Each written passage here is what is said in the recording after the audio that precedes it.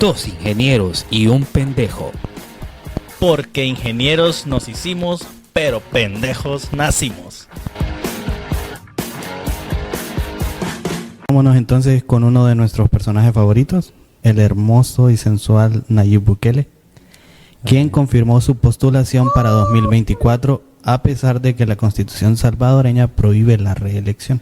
Fíjate que es lo que hay. Espérate, antes de que sigas, yo quiero proponer, ahorita que se va a estrenar Misión Imposible, que ese maje sea el reemplazo de Tom Cruise. Porque hace cosas, de por sí hace cosas imposibles. Yo quiero ver a Bukele como reemplazando a Tom Cruise. Bien, pues vi por ahí un comentario de esta noticia de un salvadoreño donde dentro de la nota comentaba: las leyes fueron escritas por el hombre y el hombre las puede modificar y las leyes deberían estar a favor del pueblo. Entonces esta persona estaba a favor de lo que está haciendo Bukele en El Salvador. Entonces él decía, si las leyes deben favorecer al pueblo y Bukele nos está ayudando mucho, entonces que las leyes nos favorezcan y está bien que le permitan la reelección. ¿Están de acuerdo ustedes con esto? Pues hay un contexto, pero... Ajá, correcto, ahí voy. Creo que en todos los escenarios, en todos los lugares donde hemos visto esta historia suceder, que prácticamente ha sido toda América Latina en los últimos 20 años, es muy importante evaluar el contexto. Estábamos viendo, por ejemplo, reelecciones como en situaciones como en Colombia, donde Uribe era como, o sea, utilizó toda la estructura gubernamental para enriquecerse, y obviamente ahí está siendo acusado de malversación de fondos y un montón de cosas. Tenemos las situaciones también en Ecuador con Correa, que también buscó el tema de la reelección y puso ahí unas cláusulas medio extrañas en las normas de la reelección. Y bueno, etc. Todos los países de América Latina prácticamente han pasado por esto, pero en todos hay un contexto bien marcado, y es que el país no ha mejorado en ninguno de los factores que miden el desarrollo socioeconómico de los países. Y esta sería la primera vez en la cual sí ha habido una mejora. Entonces, por eso es importante evaluar el contexto. Para mí que en El Salvador, sí, obviamente ellos están bien con su presidente. Ha habido un... Económicamente no ha sido tan significativo el cambio que ha tenido El Salvador, porque prácticamente su Producto Interno Bruto no ha subido como que, ay, qué exagerado como mejoró la economía de El Salvador, pero sí hay ciertos factores en los cuales vale la pena decir, ha habido una mejora. Entonces, me parece que en este contexto de El Salvador sí es meritorio que el pueblo mismo haga su cambio y decida reelegir a su presidente. El problema es que, o sea, sí, dentro del contexto, pero si la ley te lo impide, yo creo que por ahí va. Creo que por eso lo empezaron como en el 2021, empezaron a generar, ¿cómo se dice?, reformas para que fueran a favor de esta noticia que se dio esta semana. Lo que pasa es que ese es el problema, que en realidad las reformas no se realizaron porque la Constitución sigue intacta. La Constitución no se puede modificar. Entonces, lo que se hizo fue que... se puede modificar la Constitución. Sí, fue en esos artículos, no. Fue en 2021 y el argumento es que solamente el pueblo tiene la potestad de decidir si quiere o no que el presidente continúe su cargo. Pero quien lo dijo eso fue la Corte. Fue una corte que, dicho sea de paso, es afín al Poder Ejecutivo. Bueno, la reelección en El Salvador ya era posible, pero no con... No consecutivo. No consecutivo, correcto, ajá. Correcto. Pero luego incluso al ser no consecutivo también lo cancelaron. Mira, si te fijas en los rankings que miden popularidad y satisfacción del pueblo, lo puedes ver como percepción, lo puedes ver como querrás verlo. Pero la tendencia es creo que Bukele para arriba. O sea, a nivel de popularidad, a nivel de satisfacción de su gente, o por lo menos eso es lo que llega a nosotros. Y las encuestas no las hacen... 93%. O sea, a eso voy. Y si te fijas, llegó Petro al poder y se mantenía con una cantidad de porcentaje de aceptación, y a los 2-3 meses, adiós, nos vemos. Pasó lo mismo con Boric. No, pero la reforma, o sea... Pero ojo, porque es que el problema aquí no depende de la popularidad. El punto es... No, porque legalmente, o sea, lo voy a plantear así. Y aquí me apoyará el príncipe si estoy diciendo una estupidez. Sí. Bueno, regularmente las digo, pero Y a eso venimos. Correcto. Solo lo va a confirmar, no se preocupe. Las leyes deberían de crearse en función de ser generales más no particulares. Y la interpretación de la misma debe ir orientada a ese punto específico. Entonces, ¿qué diferencia? O yo lo quiero ver así. Un diputado de hace, o un parlamentario, o un presidente de quinquenios anteriores rompieron la ley porque hicieron cosas que no correspondían. Bukele, le guste o no, si se reelige bajo estas circunstancias, está siendo uno más de los políticos que se está aprovechando de la situación. Entonces, ¿que lo queremos en toda Latinoamérica? Sí, pero lamentablemente las leyes de su país no lo permiten. Entonces el punto es, si quiere reelegirse, debería hacerlo de la forma correcta. Creo que tiene una coyuntura, no sé si usted la va a mencionar. El hecho de que va a renunciar, Ajá. va a renunciar, y ese es otro detalle, que la Constitución dice que no haber gobernado los últimos 6 meses, y él va a renunciar 5 meses antes de la postulación, porque es precisamente cuando empieza el periodo electoral ya. Entonces ahí hay una complicación doble, porque no solamente es que, va a renunciar, pero no va a renunciar en base al periodo que mínimo debería establecer, que son 6 meses. Entonces está rompiendo otra ley adicional a la de reelegirse de forma consecutiva. También está rompiendo la ley de no renunciar mínimo 6 meses antes. Entonces, guste o no, está rompiendo la ley. Sí, o sea, no, es que que es ahí para todo- bien o es para mal. Para bien o para mal, insisto, está rompiendo la ley. Somos, y ese es el punto. Somos tan pendejos que el único que no ha dado su opinión es el que tiene El experto experto en el tema, así que démosle paso al príncipe con su opinión.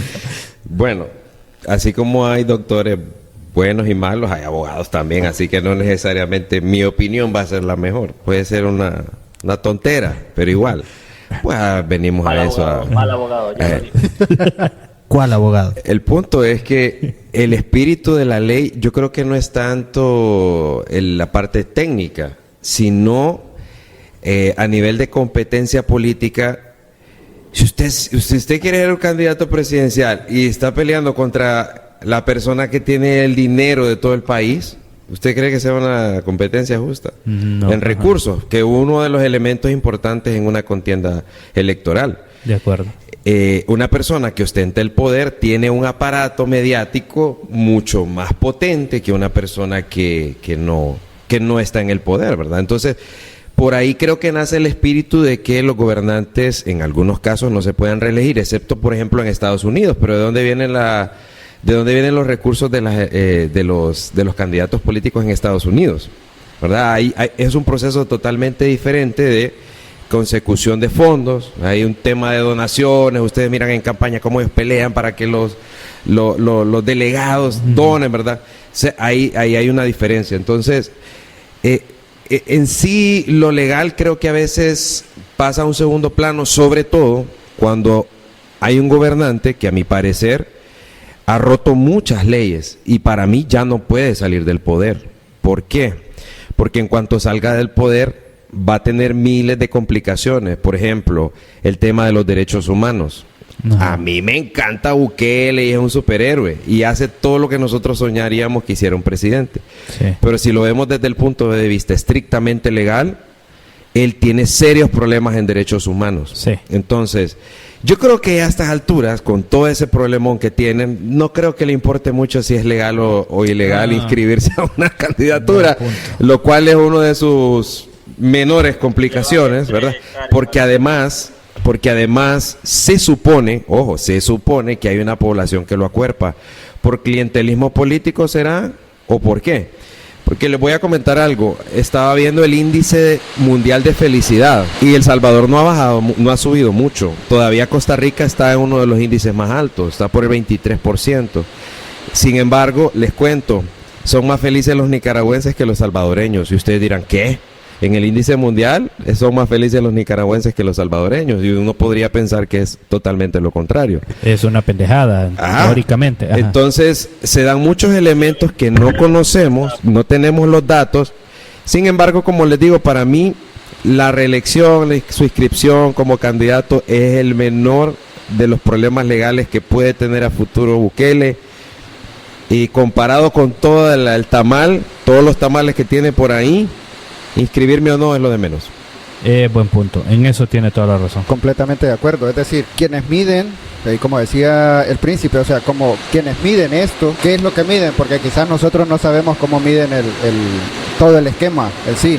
Y teniendo el poder en las manos, o facilitándose, ¿quién diría? El clientelismo político, como decía el príncipe, podríamos irnos también por ahí. Ahora, encuesta a boca de urna. Roncerito, ¿votaría por Bukele?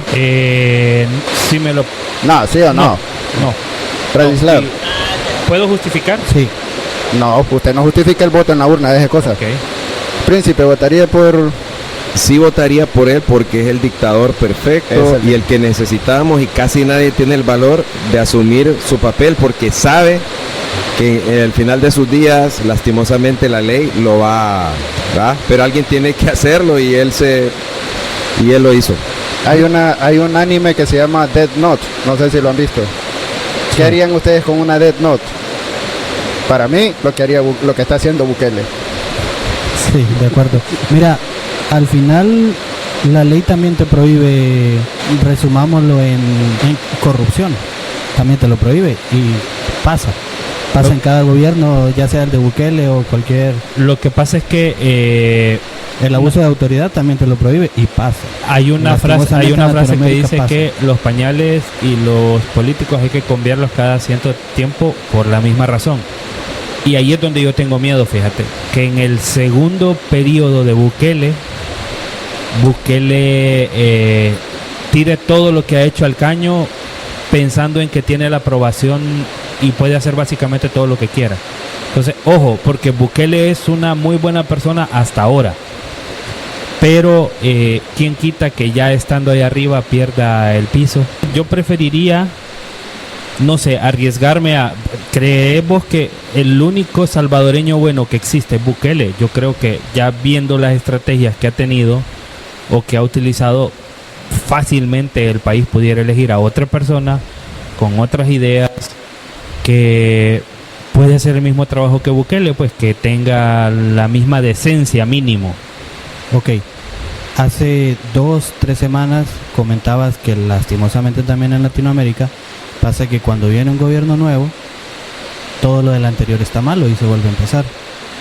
Vos mismo lo comentabas y ahora Sí. tu discurso va por el otro lado. Porque también pasa en Latinoamérica, haciendo la misma comparación, que lamentablemente todos los gobiernos dictatoriales en su primer periodo no son tan malos y en el segundo empieza la decadencia. Bueno, pero démosle el beneficio de a Bukele.